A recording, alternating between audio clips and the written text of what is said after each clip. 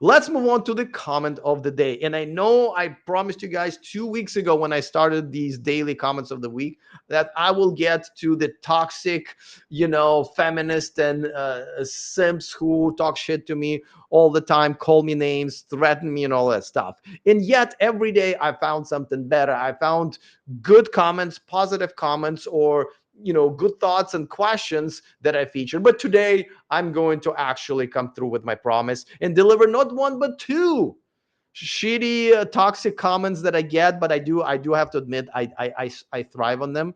I appreciate positive comments, and please keep them coming, but I definitely thrive on negative comments, because if feminists and modern women and simps wouldn't be wishing me death in a lot of these comments, I would feel like I'm doing something wrong, or I'm not doing my job correctly. Right now, this is actually these are the comments for the video I just mentioned. Right, this was a celebrity athlete who's been caught on the airport camera, essentially physically assaulting her boyfriend, hitting him multiple times as he was just trying to get away from her and not respond. She just consistently was hitting him, and she ended up getting arrested, and of course lying about it and gaslighting the police officers, as a good Western woman of course would. So that was a story where she just but look at the comments. Right, he deserved it. He deserved it. The only thing that you can go by is that he is a man. Right, and this is the hypocrisy of modern women, and this is why I believe in equal rights, equal lefts. That's why I featured the men punching a woman quite harshly, more than one, when they as a group attacked his wife in another clip that's now gone like 100,000 views on X and 20,000 views on YouTube. And I was one of the few people who got balls to do it. And of course, like I said, TikTok banned that video from their For You stream, because this is normal. Yeah, you can hit a man just because he's a man, right? When you say, of course, it's a comment for a woman, he deserved it. Now, what would you say that if somebody assaulted her and said, "Oh, well, she's a woman. Of course she deserved it." Right? Imagine that. You would get banned from the social media. You would get probably fired from your job if somebody reported this to your HR department, run probably by the same type of a woman, right? If she's in office and not, cheating on her husband with the CEO of the company, of course. So that, I mean, this is the double standard that women have now, but we got to put them in their place. Right, if they want equal rights, that's fine. I've always fought for women's equal rights. Now I'm fighting for equal rights for men, because men just don't have as many rights in America as women. But this is the type of shit that we see. Women have become toxic and poisonous and narcissistic while accusing men of that, which is a classic narcissism. All right, let's get to the second comment. And it is right here. It says, she didn't lie, she didn't touch him, she pushed him. Now, this is this is to my comment when I said, and I just told you this again, when police officers arrived and were arresting her. Before that, she said, "Oh, I didn't touch him. I didn't touch him. I didn't touch him. We had an argument, right?" Which was fucking a lie, because we all saw the footage. So now this, I'm assuming, woman says, "Oh, she didn't lie. She didn't." Like, this is gaslighting 101, right? We all saw it with our own eyes, her punching him repeatedly. And now many women, this is just one of them, says, "Oh no, she didn't lie. She didn't punch him. She pushed him. See, that's not touching." Well, first of all, that's still an assault, right? But secondly, she absolutely punched him multiple times on multiple occasions throughout that whatever 5 or 10 minute footage. So, and then lied about it. So, you know, this is what we're dealing with, gentlemen, right?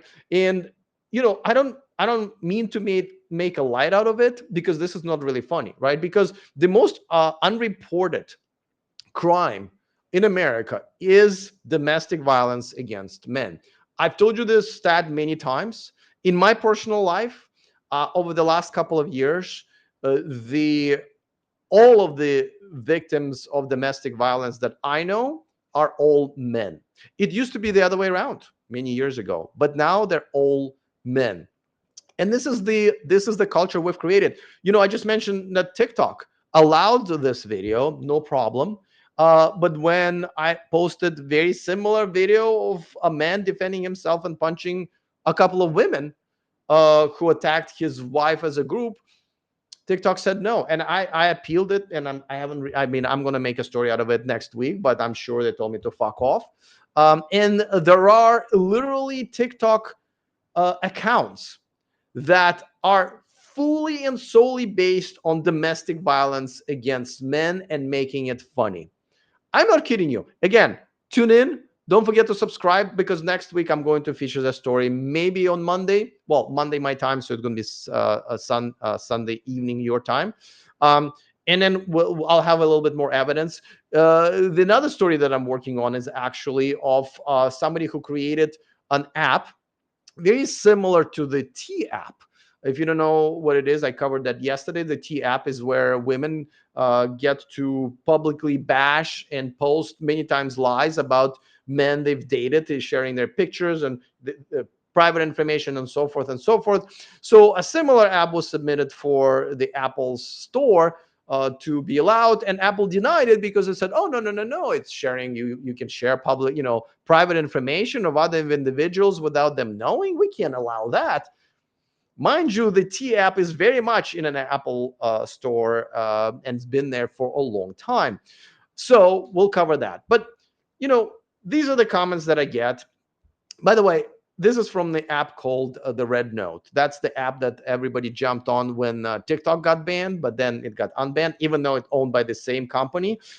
Which again, I'm not surprised that the hate for men, the hate for my content that I make is by far the highest on that app. And generally speaking, Chinese apps, specifically owned by ByteDance, which both of these apps are, have a very anti-men type of policy, as I've described, earlier today.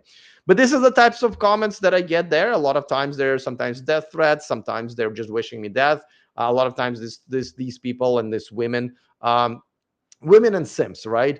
Will go into the private messages, and I reported all of that just for shits and giggles and see if anything happens. Nothing ever happens when you report a comment of a woman accusing me of something I didn't do, or me being pet or whatever because I live in Thailand. All of these nasty comments, they absolutely go against the terms of use of these apps. Nothing ever happens as long as you're a woman bashing a man. You're all good.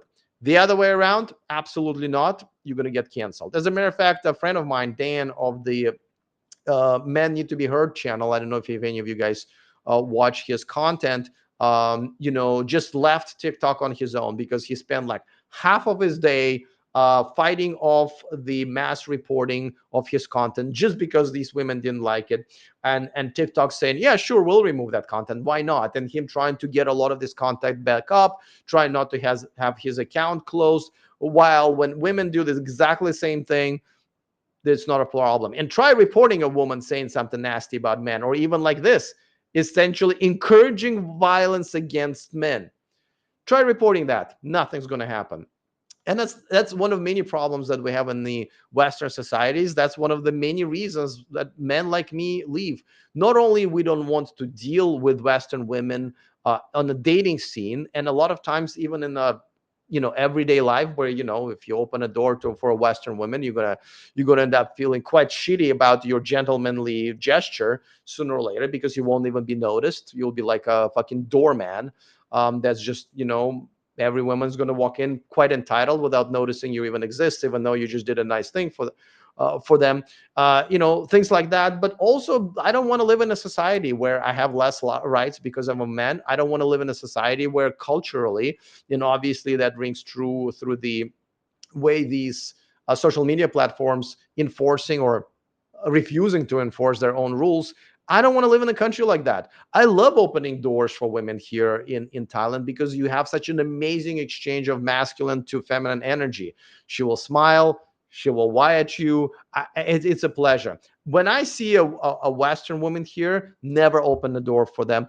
But usually I ignore them. Like, I don't know why the fuck they follow us here. Sometimes they live here and wonder why nobody wants to marry them. But I mean, it's a pleasure to just not be able to see Western women in general much. And when you do, you just get to ignore the fuck out of them, never open the doors like they don't exist.